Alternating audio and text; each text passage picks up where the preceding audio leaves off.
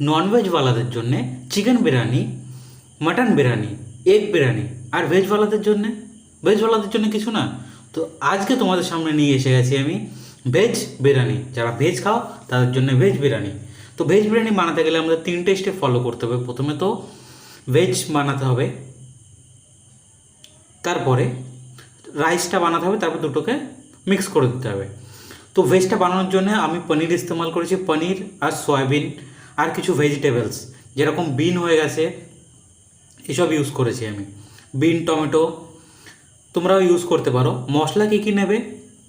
লবণ নেবে, হলদি পাউডার নেবে, জিরের গুঁড়ো নেবে, চিকেন মশলা না, চিকেন মশলাটা ওটার থেকে অ্যাভয়েড করবে, কেন কি আমরা একটা ভেজ বানাচ্ছি, এর জন্য চিকেন মশলাটাকে অ্যাভয়েড করব।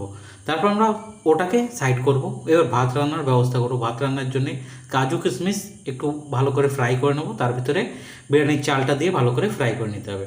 এবার মশলাটা বানানোর জন্য তোমরা টমেটো পেস্ট করে নিতে পারো। টমেটো পেস্ট করবে, ওর ভিতরে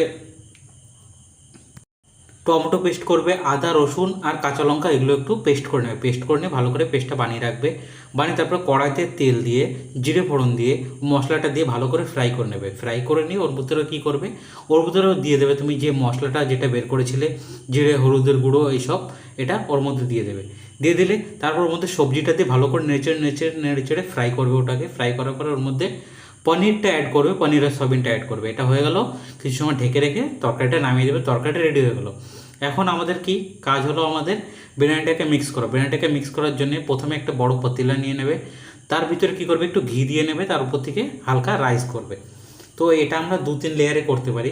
রাইসটা প্রথমে দিয়ে নিলাম, তারপরে যে তরকারিটা বানিয়েছিলাম আমরা, ভেজ একটা যেটা তরকারি বানিয়েছি, সেই তরকারিটা এক লেয়ারে দিয়ে দেবো। রাইসটা হয়ে গেল, তারপরে তরকারির লেয়ারটা দেবো, তার উপরে ফ্রাইড কাজু কিশমিশ থাকলে তোমাদের কাছে দিতে পারো, আর সাথে উপর থেকে ধনে পাতা একটু ছিটিয়ে দেবে। ফার্স্ট লেয়ার হয়ে গেল। সেকেন্ড লেয়ারে সেম তরকারিটা দেওয়ার পরে ওর উপরে রাইস দেবে, তারপরে একটু বিরিয়ানি মশলা দেবে, ধনে পাতা দেবে। এটা করে কমপ্লিট হয়ে গেল। তারপরে ঘরে তোমাদের যদি পাঁপড় থাকে, পাঁপড় আনা থাকে, পাঁপড় নিয়ে আসবে। পাঁপড় এনে পাঁপড়টা ফ্রাই করে নেবে ভালো করে। বাস, তারপরে তোমাদের বিরিয়ানি রেডি হয়ে যাবে খাবার জন্যে। পাঁপড়, স্যালাদ আর তোমাদের ভেজ বিরিয়ানি। কেমন লাগলো ভিডিওটা দেখে কমেন্ট